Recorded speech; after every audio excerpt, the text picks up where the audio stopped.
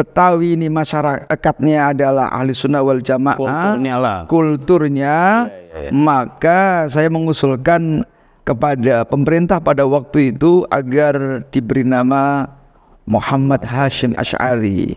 Nah, kemudian disebut dengan Masjid Raya Hasyim Asy'ari. Itu saja.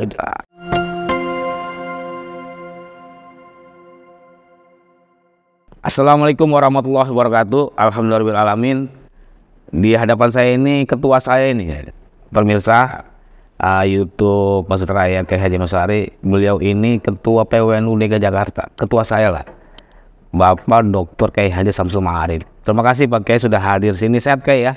Alhamdulillah ya. Pak Agus. Hari ini kita bincang-bincang dengan Pak Kiai kita, Pak Kiai Samsul Ma'arif. Tapi sebelumnya jangan lupa bahwa Masjid Raya ini ada podcast namanya Azan Kiai. Azan itu panggilan azan apa? Iya. Ahlus Sunnah wal Jamaah Nahdiyah maksudnya. Oke, Ahlus Sunnah wal Jamaah Nahdiyah. Karena memang ini produk masjid kita, Masjid Raya Kiai Hasyim Asy'ari. Ketua, sebelum kita ngomong panjang lebar, saya ingin tahu profil ketua. Mungkin ketua paham sejarah berdirinya Masjid Raya Kiai Hasyim Asy'ari sekilas, sehingga memang ini paham nih, ini masjid ada awalan juga nih, awal pembangunannya nih. Gitu ketua. Sebenarnya profil ketua dulu. Silakan ketua. Ya, assalamualaikum warahmatullahi wabarakatuh. Waalaikumsalam warahmatullahi wabarakatuh. Pemirsa yang berbahagia, saya ini agak grogi ini diajak ngobrol dengan Pak Agus. Bukan Mas, saya grogi bukan grogi, saya grogi sebenarnya ini. Saya kira sama lah dengan Pak Agus itu pernah dari awal ikut jadi kepengurusan masjid ini. Jadi dulu ini awal pendiriannya saya terlibat dalam pengusulan nama. Namanya macam-macam. Ada yang mengusulkan nama tokoh-tokoh Betawi. Ada yang mengusulkan misalnya banyak waktu itu banyak ya. Banyak. Nama Basuki, namanya belakangnya apa itu? Basuki Cahaya Purnama. Oh iya. Jadi Cahaya Purnamanya itu diarabkan menjadi Nurul Komar apa? Iya. Jadi ada juga. Iya. Jadi yang nggak apa-apa itu dinamika. Dinamika ya. Usulan. Saya salah satu yang mengusulkan nama Masjid Hasyim Asy'ari ini. Karena saya sih yakin banget. Dan saya sering sampaikan kemana-mana, warga DKI, warga Betawi itu NU gitu. Maka harus ada simbol masjid dari NU ya. Karena apa? Karena Hasyim Asy'ari, Hadratus Syekh Muhammad Hasyim Asy'ari, kalau kita kaji materi dakwahnya, itu materi yang paling pokok adalah tentang Ahlus Sunnah wal Jamaah. Jadi ada kitab yang beliau tulis antara lain yaitu Risalah Ahlus Sunnah wal Jamaah. Nah itu sebabnya karena Betawi ini masyarakatnya adalah ahli sunnah wal jamaah, kulturnya, maka saya mengusulkan kepada pemerintah pada waktu itu agar diberi nama Muhammad Hasyim Asy'ari. Nah kemudian disebut dengan Masjid Raya Hasyim Asy'ari. Itu saja. Jadi emang sejarahnya panjang lah. Panjang. Banyak usulan lah. Banyak usulan dari sini. Akhirnya betul. Nama sekarang Masjid Raya Kiai Hasyim Asy'ari. Ketua. Memang kultur Betawi emang Ahlus Sunnah lah. Iya. Ahlus Sunnah wal Jamaah. Jadi memang itu corak yang ada di bahasa Betawi. Bisa nggak ini masjid kita ini jadikan simbol secara keseluruhan bahwa di Jakarta ini memang orang NU banyak melalui masjid ini? Kira-kira ada formulasi kira-kira?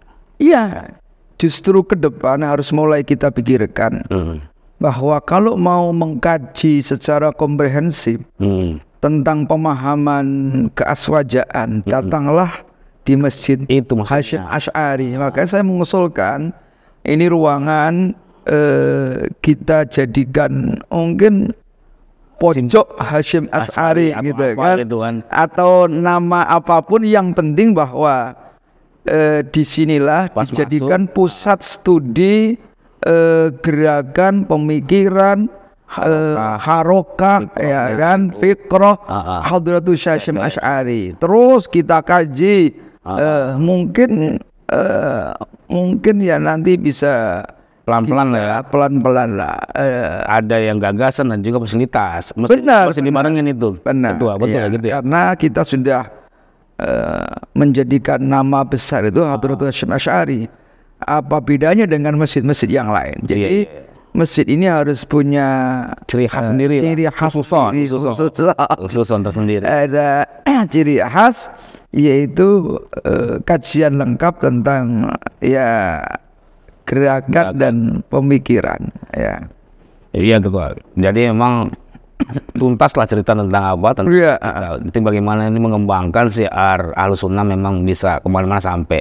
Sehingga orang masuk ke Jakarta ketika ngomongin lu, ada masjidnya lu gitu. Ya, karena memang selama ini opininya. Selama ini yang kita ketahui misalnya dari aspek gerakan, Mbah Hasyim itu mendirikan organisasi NU, Mbah Hasyim ikut menggerakkan masyarakat untuk meraih kemerdekaan dan mempertahankan kemerdekaan. Itu gerakan-gerakan Mbah Hasyim mendirikan pesantren. Tetapi tidak begitu banyak orang NU yang menggali konsep pemikiran Hadratus Syekh. Kalau dalam perspektif dakwah itu materi, pilihan dakwah Hasyim Asy'ari itu bisa kita lihat misalnya dalam forum khusus dong berarti itu. Ya, ada khusus itu. Iya, ada kumpulan-kumpulan tulisan Hadratus Syekh itu dibahas bareng-bareng. Tema pokoknya apa? Ternyata sangat aktual. Pada waktu itu Mbah Hasyim itu menulis dengan tema-tema yang aktual sesuai dengan perkembangan zaman. Sampai kiamat masih aktual. Iya, masih aktual. Masih bisa dipakai sampai kiamat ya. Iya, merespon aliran-aliran yang dianggap visioner kayak gitu. Benar, sangat visioner. Iya. Terus penguatan silaturahim, penguatan ukhuwah. Itu yang sekarang kayaknya ini masyarakat sedang diuji dengan carut marut. Ya pokoknya ukhuwahnya kurang lah. Yaitu kembali kepada pikiran-pikiran. Makanya makwal paling keren di kita tuh hubul waton minal iman. Itu keren itu. Iya, itu diantaranya. Jadi kalau sering saya menggunakan bahasa saya ya. Jadi taroka ulama una amro ini. Jadi kiai-kiai kita itu meninggalkan dua perkara ya. Lan tadhillu abadan. Kalian tidak pernah sesat selama-lamanya. Selama ikut ulama. Kalau ikut ulama. Iya. Idza tamassaktum bihima, jika Anda berpegang teguh pada dua perkara. Yang pertama adalah amrin diniyin, yaitu perkara keagamaan, wa amrin watoniyin, dan urusan kebangsaan. Itu yang selalu bareng itu. Iya, antara urusan keagamaan dan kebangsaan itu sejalan. Mesti bareng. Nah, itulah pikiran-pikiran pokok Hadratus Syekh Hasyim Asy'ari. Ini kedua, ada anggapan ini dilematis apa norak apa enggak? Kiai jadi umaro. Ya kan? Umaro kadang-kadang pengen jadi kiai. Itu pendapat kiai seperti apa kira-kira? Kiai banyak menjadi pengen umaro, tapi umaro nih kadang-kadang pengen jadi kiai gitu gimana? Pendapat. Ya, memang ini perspektif fikih siasa ya. Dalam pandangan pendekatan ilmu politik, kalau masa-masa awal zaman Nabi, zaman sahabat angkatan pertama yaitu Abu Bakar, Umar, Utsman, Ali, itu kalau umaro pasti ulama. Ya, kan? Jadi awalnya sejarahnya. Lalu berkembang, lalu kemudian umaro, ulama. Mohon maaf, sebetulnya yang masih memegang umaro dan ulama menjadi satu kesatuan itu dalam tradisi Syiah itu masih ada. Iya, masih ada. Tetapi sekarang karena kapasitas Iran, kapasitas seseorang itu ya terbatas. Ada orang yang nekuni agama tapi tidak paham pemerintahan, politik.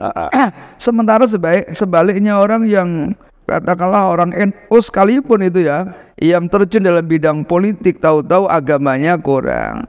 kemudian ditambah Kalau di Indonesia tuh ulama jadi umaro masih relevan kira-kira sekarang ini. bisa saja kalau memang mumpuni, tetapi memang problemnya besar. Apa itu? Problemnya itu di satu sisi dia harus mempertahankan nilai-nilai keulamaannya. Ya. Di satu sisi yang lain bahwa tahu sendiri politik itu betul bisa hitam, bisa putih, bisa lurus, bisa menggok-menggok, bisa baik, bisa buruk. Yang penting kuat lah. Yang penting kuat lah ada. Iya. Tapi tantangannya itu lebih besar. Iya.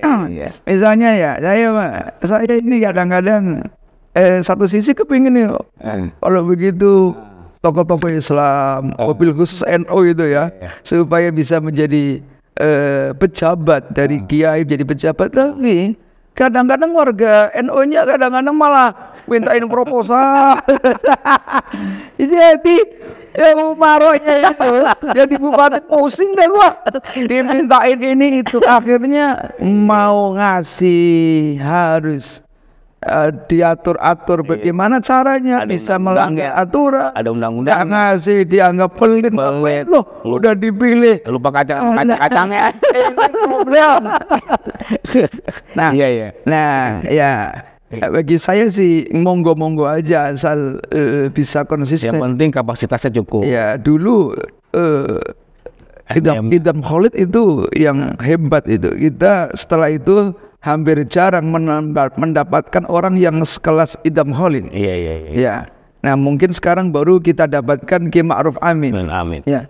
Selebihnya ya agak banyak yang mengecewakan kadang-kadang. Minum. Agak repot banget. Agak repot bahasan, agak repot nih.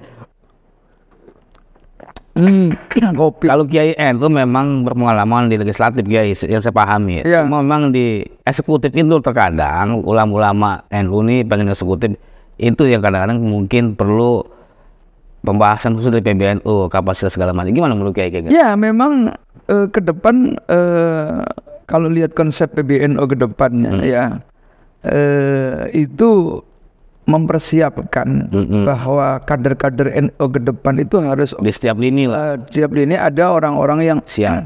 punya kemampuan bidang tertentu ya.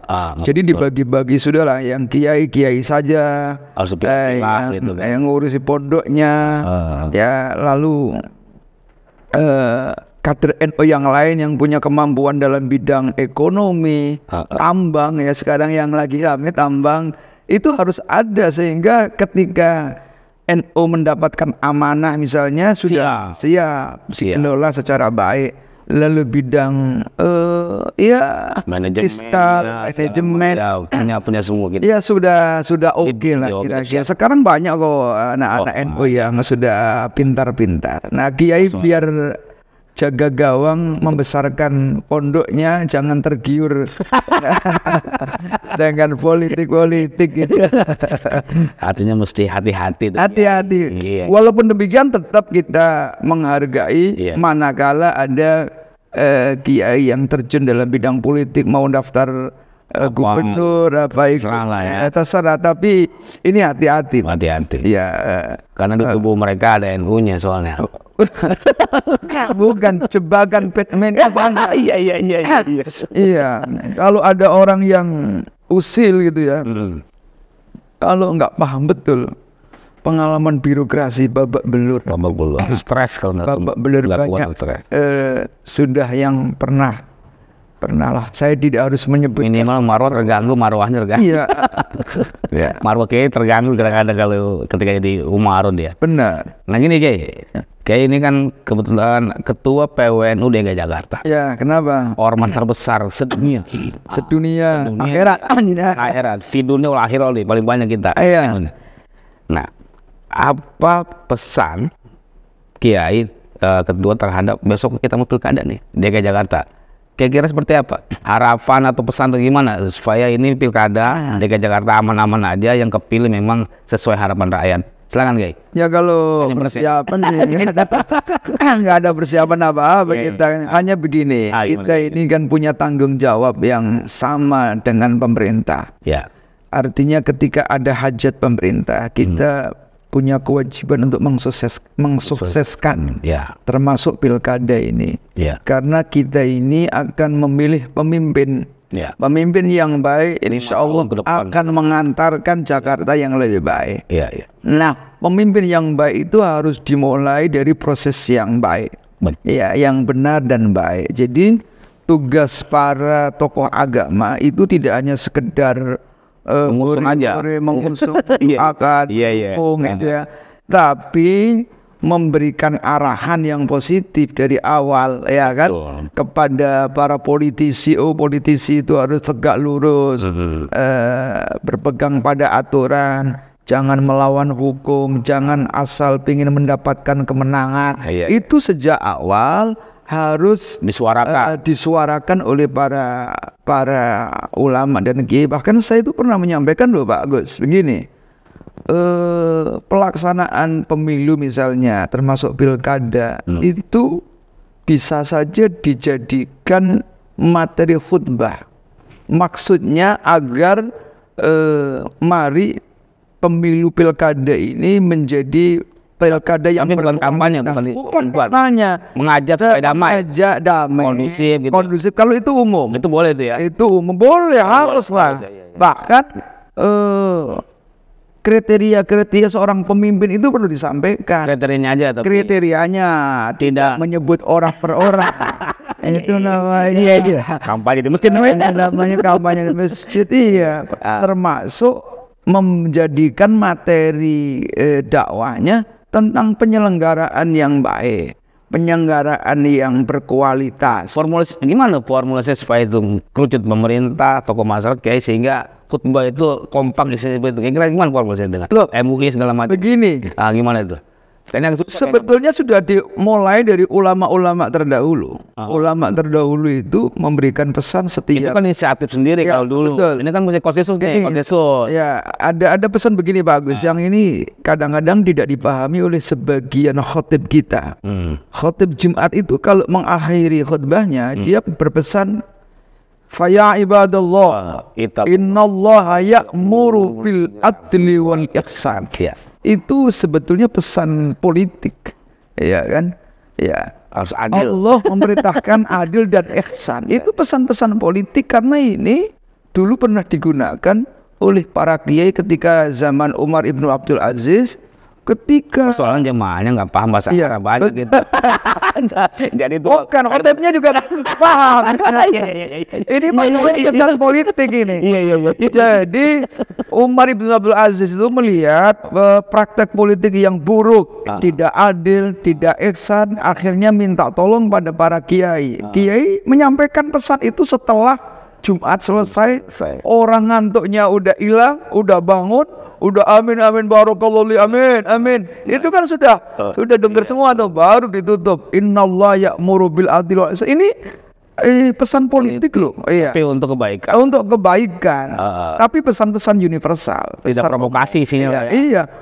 Perintah di akhir khutbahnya untuk keadilan. Nah, adil itu kan tema besar politik. Iya kan? Ini yang tidak banyak tahu ini khotib termasuknya. Begini saya, formulasinya ini bisa nggak nih mengusulkan nih stakeholder yang ada sehingga khotib serempak gitu loh.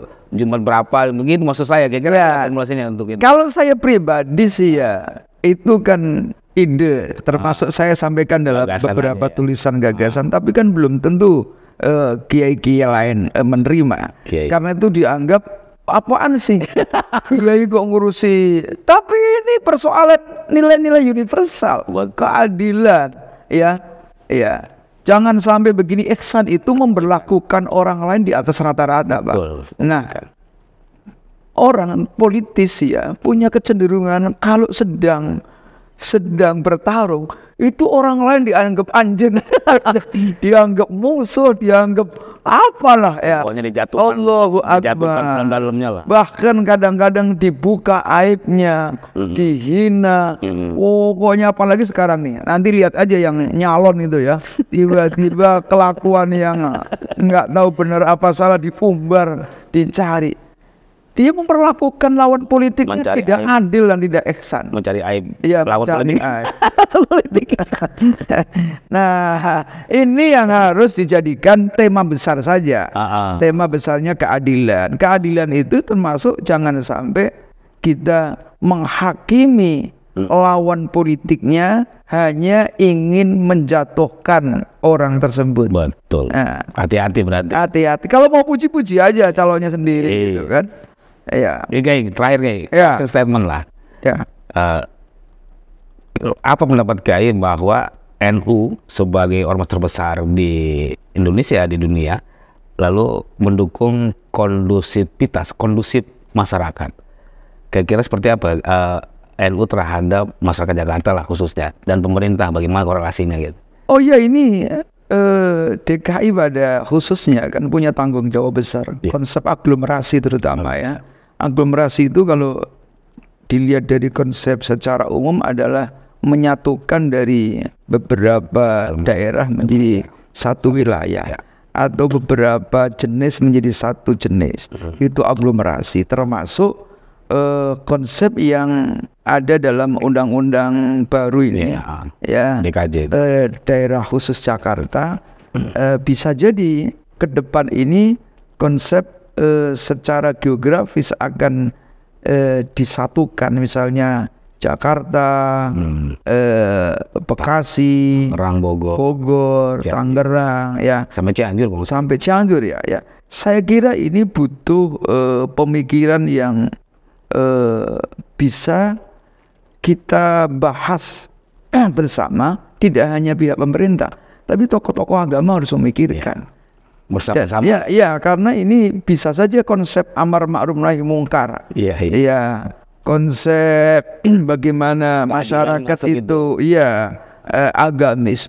Saya itu menulis dengan kawan-kawan tentang konsep fikih tata kota, Pak. Itu dua tahun yang lalu ya. Jadi bagaimana pandangan keulamaan tentang tata kota. Nah, ini kan dibutuhkan dalam aglomerasi nanti itu. Jadi salah satu masukan untuk pemerintah ke depan bagaimana menata kota yang baik tapi dalam pandangan keulamaan. Saya kasih contoh ini. Jakarta ini menurut para tokoh dalam beberapa tahun lagi akan ambles, Pak. Ya kan, ini ya wallahu a'lam. Tetapi ini harus kita pikirkan termasuk tokoh agama. Jadi tokoh agama itu jangan, wah itu bukan bagian saya, nggak begitu. Tapi harus merespon ini. Salah satunya bagaimana menata kota yang baik menurut pandangan ulama. Misalnya ada hadis bunyinya an-nasu syuraka fi salasin. Manusia atau al-muslimun dalam satu riwayat itu syuroka, berserikat dalam 3 hal. Pertama, fima'in dalam urusan air. Lalu fi narin dalam urusan api. Api itu ya energi lah, bahasa sekarang. Wa fi kalain urusan rumput. Rumput itu pangan kalau dalam konteks kegiatan. Iya, pangan. Nah, apa makna syuroka? Iya. Itu sering dikutip kok oleh seingat saya dulu Ki Said juga sering mengutip ini. Artinya ini punya tanggung jawab besar bahwa bagaimana cara pemahaman pemilikan berserikat itu. Ternyata menurut pandangan sebagian ulama, berserikat itu milik bersama dan harus ditata yang punya tanggung jawab pemerintah. Misalnya air nih. Di Jakarta itu nggak boleh lagi gedung, hotel, lalu nyedot air seenaknya sendiri. Sementara orang miskin beli, Pak. Ya, mungkin daerah-daerah sampean, daerah Priuk itu banyak yang beli. Waduh, 5.000 1 jerigen itu. 5.000. Ya Allah. Sementara orang bebas ngambil air sebanyak-banyaknya, nyedot tanpa batas. Ini nggak boleh dalam pandangan agama. Harus negara hadir mengatur itu dengan tegas. Ada aturannya, ada sebenarnya. Nah, kelemahan tegas aja. Nah, saya sedang merancang memang. Salah satunya adalah memberikan masukan kepada pemerintah penguatan tentang perda-perda yang ada ini. Jadi perda yang sudah ada yang positif dikuatkan dengan dalil keagamaan. Ada yang menarik satu saya contoh. Didampingin, dari agama, dampingin. Orang memberi itu bukan meminta itu di perapatan. Itu kalau menurut perda tentang ketertiban umum pelanggaran itu. Kena pasal itu. Iya, kena pasal. Memberi itu kena pasal. Tapi apa kata kiai? Yang mau ngasih gak dilarang-larang. Wah, makanya agama kompius itu. Kita cari dalilnya. Orang ngasih nggak apa-apa, tapi ngasih di tempat yang membahayakan orang lain itu sama dengan misalnya orang sholat tapi di kandang kebun. Nah, yang kayak gitu itu jadi pikiran kita sehingga seneng. Wah, ini baru nih NO, baru ini ormas keagamaan, bukan hanya ngurusi masjid saja tapi konsep besar untuk penataan Jakarta. Nah, Jakarta dan sekitarnya nanti itu setelah ada aglomerasi itu NO khususnya ya bisa memberikan masukan masukan tentang bisnis yang bermoral, bermartabat, tapi menghasilkan termasuk bagaimana mau menjadikan kota ini indah tapi tetap dalam nilai bingkai keagamaan. Wah, ini harus kita kerjakan keras ini. Saya minta Pak Agus harus PC itu harus punya konsep yang sama. Kita tunggu perintah. Oke, siap. Ya, terima kasih Pak Ketua, terima kasih waktunya. Terima kasih. Intinya gini loh. NU DKI pengen memberikan masukan kepada Jakarta bagaimana supaya pilkada kondusif. Iya, kondusif. Yang disuarakan tentang keadilan. Dan juga ketika ada aglomerasi, NU juga ingin sama-sama dengan pemerintah bagaimana supaya antara Perda dengan ilmu agama, dengan siasat agama bareng. Sehingga mereka bekerja juga semangat. Tahu di mana dosa, di mana nggak dosa. Saya kira itu dari pesan dari ketua kita, Ketua PWN Jakarta, Bapak Dr. Kiai Haji Sambung Arif. Terima kasih Kiai. Sama-sama. Selalu panjang umur. Maaf, jangan lupa subscribe, comment, like, and share YouTube Masjid Raya Kiai Haji Hasyim Asy'ari. Mohon maaf. Wallahu muwaffiq ila aqwamit thoriq. Wassalamualaikum warahmatullahi wabarakatuh. Waalaikumsalam warahmatullahi wabarakatuh.